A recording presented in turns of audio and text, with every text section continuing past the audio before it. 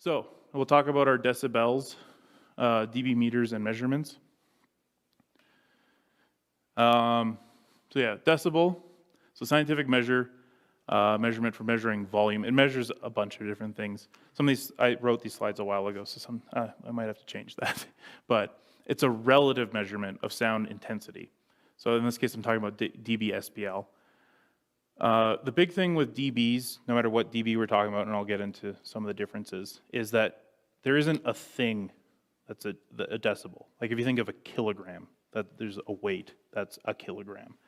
A decibel isn't a thing, it's a way to describe differences. So the threshold of hearing, so dB SPL, that's decibel of sound pressure level. What they did is they measured how much pressure it takes to hear something. And that's what they set 0 at. So that's why you can have negative dBs, because you're below that point. In this case, for SPL, you generally don't see negative dBs unless you're in a anechoic chamber. That's that thing that you see, like you can't stay in there for an hour without going insane.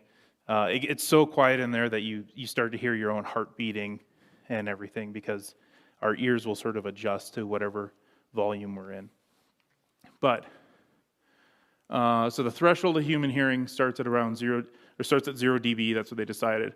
The threshold of pain is, what is that? Hundreds, thousands, millions, 10 billion times that intensity. The amount of energy involved. So this is our dB range.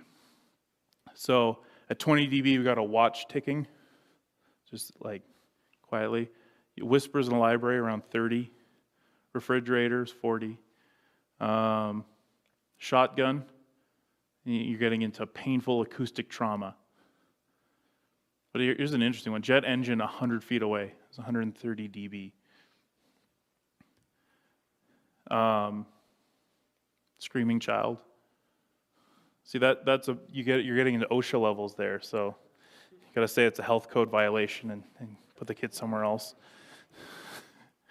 But yeah, so if I go back here, so it's based on powers of 10 to give us a more manageable number, because that difference between 0 and like hearing something and pain is 10 billion times more. We use decibels are a logarithmic scale, so that it can give us more manageable numbers. In terms of that chart, where do you generally run a church system, like in the 70 to 80 range? Okay, wherever the pastor wants it. See? Now it's not my problem. It depends. Like when you're talking through a sound system, if we measured this with an accurate meter, it would probably be somewhere in that range, 60 to 80. If you get into like full band live music for a worship service, you're going to sort of jump between there depending on how charismatic you are.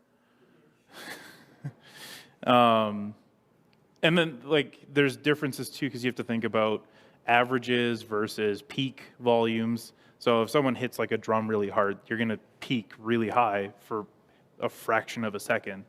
So a lot of meters will give you a peak reading and sort of an average reading.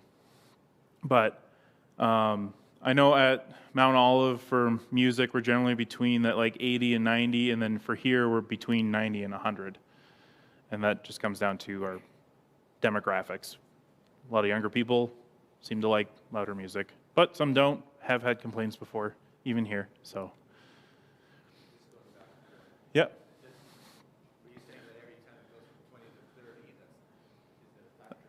That's a factor of 10. So it's not just an opposite. No. 10 times, it's a factor of 10. Yeah. And when it comes to SPL, it's actually, this is where it gets really kind of weird. From the math, it's every 6 dB is a doubling. But in general, if you ask a group of people to say like, it's twice as loud, they'll say about 10 dB. But yeah, from an energy perspective, every 10 dB, you're increasing it by 10. The amount, 10 times the amount of energy. So it's a logarithmic scale. And I'm pretty happy because I'm terrible at saying that word, so that it came out so well. So here's the actual measurement. So 0 dB is actually 20 micropascals. So it's a very small amount. And the reason we're dealing with sound pressure is because of how our ear works. And we'll get into that a little bit, but there's a diaphragm, and so it's how much pressure does it take for someone to register as a sound. That's what they set 0 dB SPL at. dB can be based on existing sound in the environment. So that's the other thing too. Like if I stop talking, it's not perfectly quiet in this room.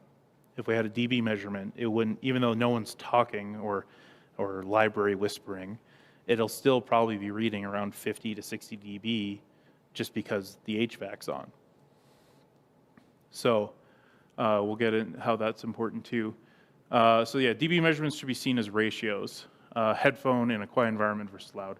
So the OHS, or the Americans OSHA, of dBA levels in Alberta, so it's measured in A weighting. There's A and C weighting. A weighting is sort of how we hear, so we don't hear low end as much as we hear high end. So they sort of remove the lows. C weighting is a flat reading. So in Alberta, they use A weighting.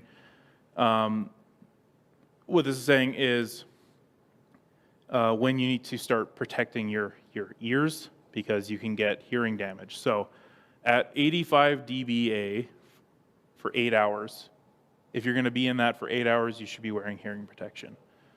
Every 3 dB increase over that, you decrease the time by half. So when someone comes up to you with their Apple Watch, it says these are dangerous levels. That's because it's saying at 85 dB, you could damage your hearing if it was constant at 85 dB for 8 hours. As you go up from there, that time again decreases.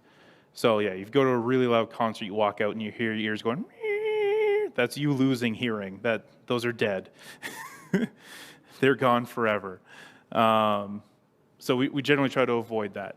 But yeah, when someone comes up and says like, oh, it shouldn't be over 90 because, OHS or OSHA says that, what they're talking about is constant noise. So if you're working in like a machine shop and you have that just constant level, you should probably be wearing hearing protection.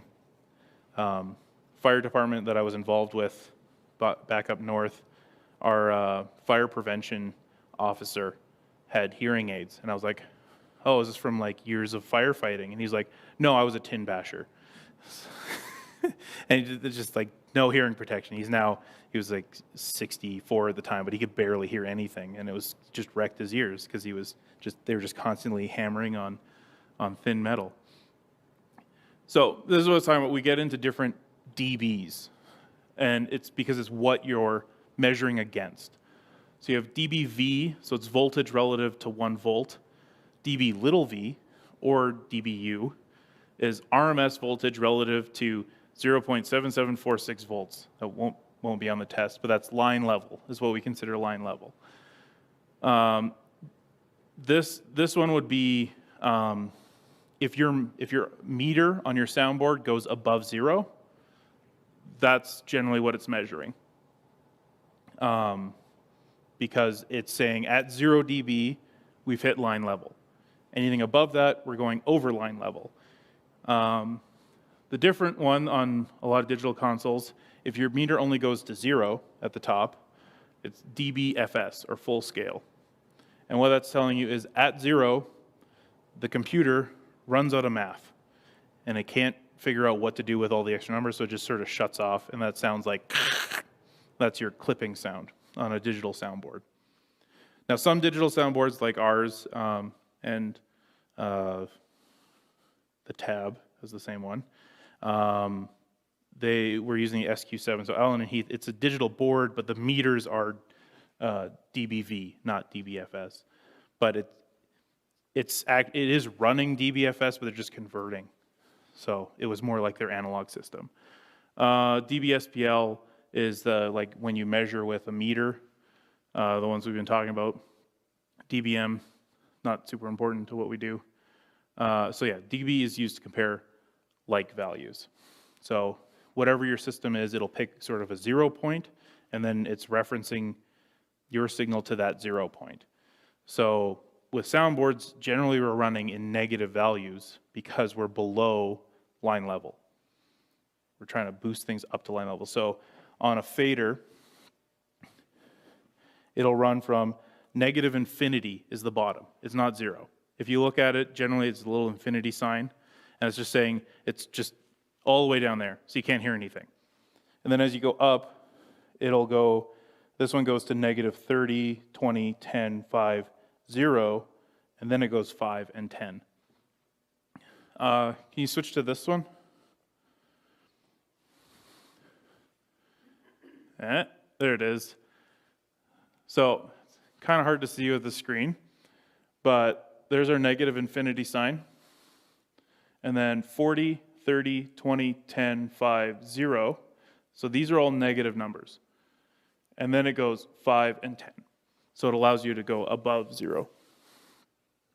Sorry. Oh, no, go ahead. Yeah. So I was just about to cover that. So if you look at the distance between, let's say here, negative 40, negative 30, that's a 10 dB difference, and that's the size of it. If we go to here, that's negative 10, and that's 0. Do you see how that there's more space there? So the higher your fader goes, the more resolution you have. So a small movement will make a small change. When you're at the bottom, a small movement will make a large change because there isn't that much space in there. So generally on your system, you want to get your faders at least above negative 10, somewhere up in this range, because it's easier to work with. If you need to make a slight increase to something, you can just slowly move that up, and it'll be a slight increase. If because of how your system is set up, your faders are running down here, if you slightly push that up, you're going to notice the difference. You can go back to the slides. Any questions on that so far? Or thoughts? Relative stories? Experiences? So if we're talking about using a dB meter, so measuring the sound pressure level, it relies on two factors. So you have time. So generally they come in fast or slow. So it's like how quickly is that number going to change? And then the faster readings are going to be better at getting you peak volumes, where a slower one is more of an average. So it's the volume, it's the intensity of the sound over a second. When you get into like larger sound systems, often they'll be measuring the SPL the whole time. They'll even take like 15-minute averages, so they get an idea of how much sort of sound they've thrown at the crowd. And then weighting. So this is what I was talking about. A weighting is measured how our ears hear. So high and low frequencies are perceived at much lower volumes. We hear sort of the mids to high mids the best, and then our really high frequencies we can sort of hear, and then the low frequencies actually take quite a bit more energy to hear them. So what ends up happening is if you measure in C weighting, your number is going to be higher because it's picking up more of that bass. It won't. The volume is the same if you measure between A and C, but if you use a C rating, you're going to get a higher number. So if you have we can't go above this number, use A weighting, and then measure from as far away as possible, because the further away you get your inverse square law, and you decrease the number as well.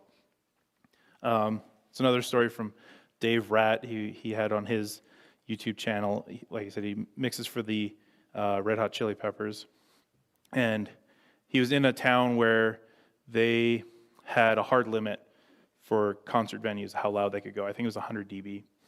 And he asked them, where is it measured from? And they said, front of house.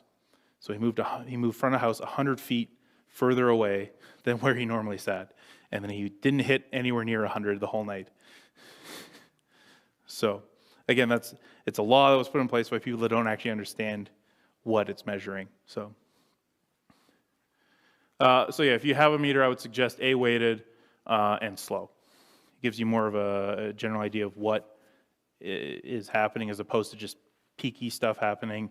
And A weighted is closer to what we hear as opposed to just the amount of energy in the room, especially if you have a lot of bass, because that'll just boost it.